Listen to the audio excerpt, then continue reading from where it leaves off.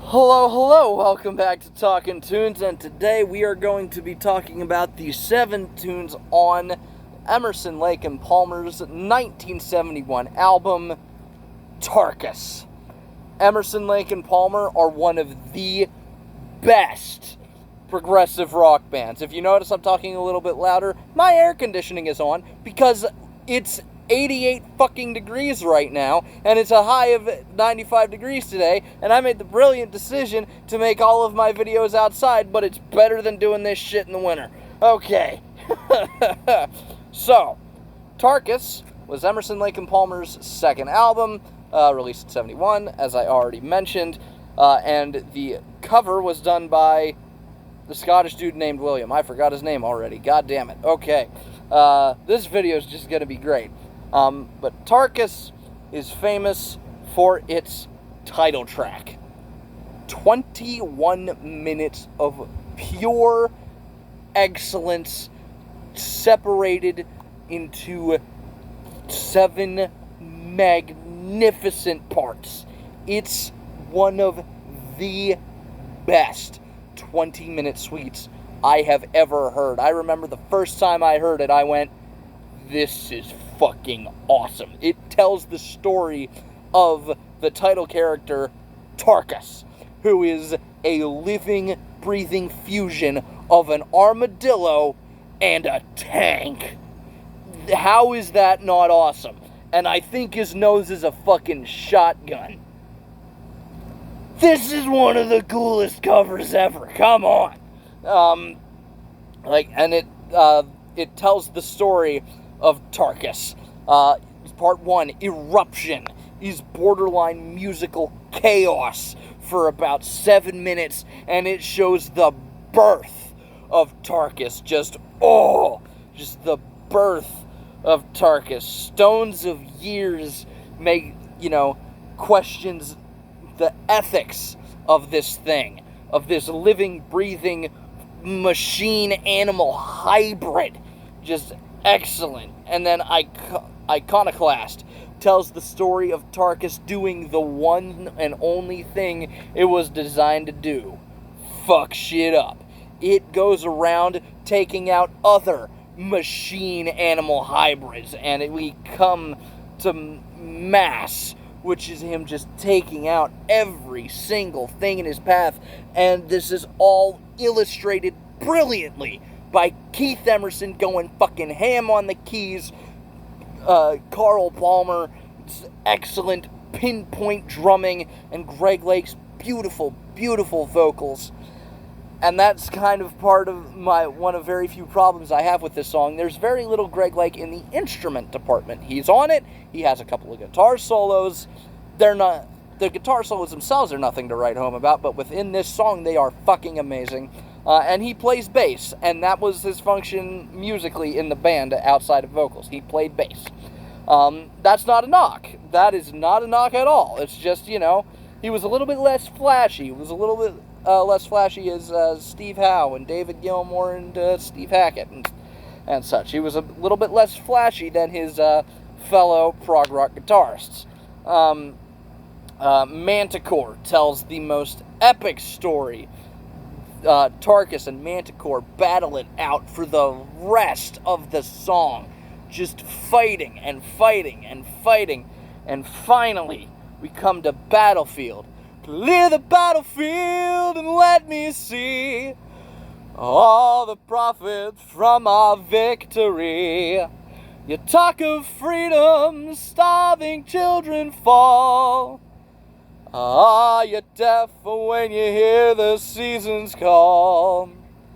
It's just brilliant, It asks Tarkus, have you considered what you've done to everybody, like the wreckage you've caused? But then we come to Aqua Tarkus, which, shows him being wounded and retreating to recover, as the song ends in a very similar way it begins.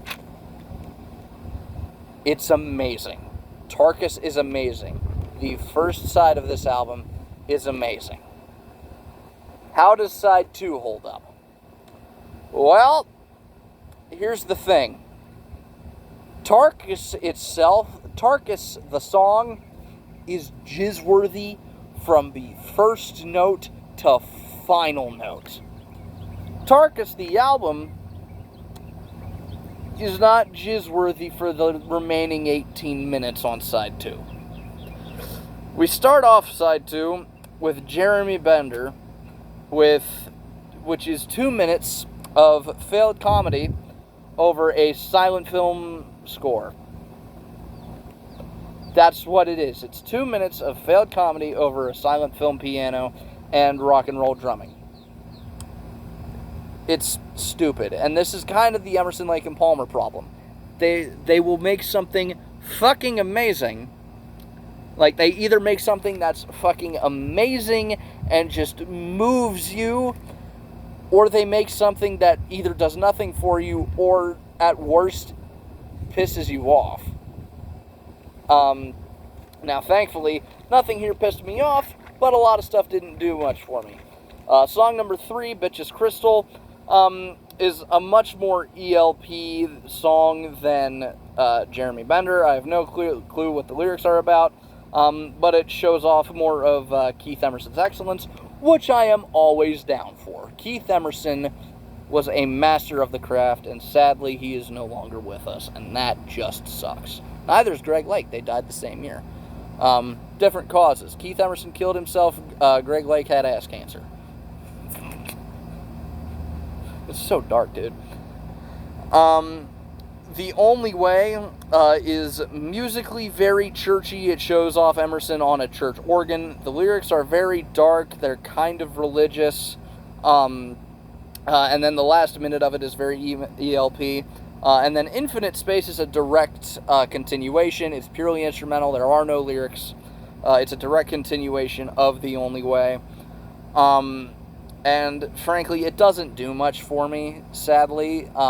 I feel really bad that it doesn't really do much for me because it's better than Bitches Crystal, but not really. No, it's not better than Bitches Crystal. What am I thinking of? It's better than Jeremy Bender, but not much. So, yeah. Oh yeah, I already talked about Infinite Space. A Time and a Place, it's an ELP rocker, which means it's, got a rock and roll beat, and Keith Emerson is tearing that shit up, and Greg Lake is singing and not really standing out in the music department. It's complete with Keith's excellence, Greg's awesome vocals, and Carl Palmer's amazing drumming. And then song number 7, the final song on the album, Are You Ready, Eddie, is a pastiche of 50s rock. And named after the studio engineer for this album, Eddie Wofford, who worked with many, many different bands. So, what is my verdict on this album, as I seemed to be very negative on side 2? Go fucking buy it.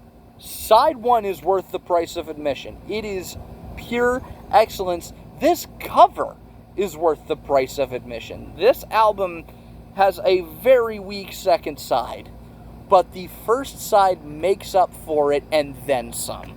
I'm serious. This is just like Tarkus, like the Tarkus suite is just so brilliant and so amazing and so good to listen to that I cannot give any other verdict than to tell you to go buy it and listen to Tarkus many, many, many, many, many times.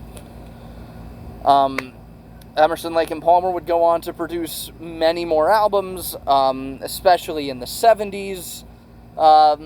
And the last time they performed, all three of them together, in 2010, they did perform Tarkus, not in its entirety. And a lot of the time, Tarkus would actually have an excerpt from a song from Greg Lake's previous band, King Crimson. It would have an excerpt of Epitaph put in during the live performances. So, also, an interesting story, the second side of this album was almost the band's first live album, which was a live recording of their cover of their version of, I believe, Tchaikovsky's Pictures at an Exhibition.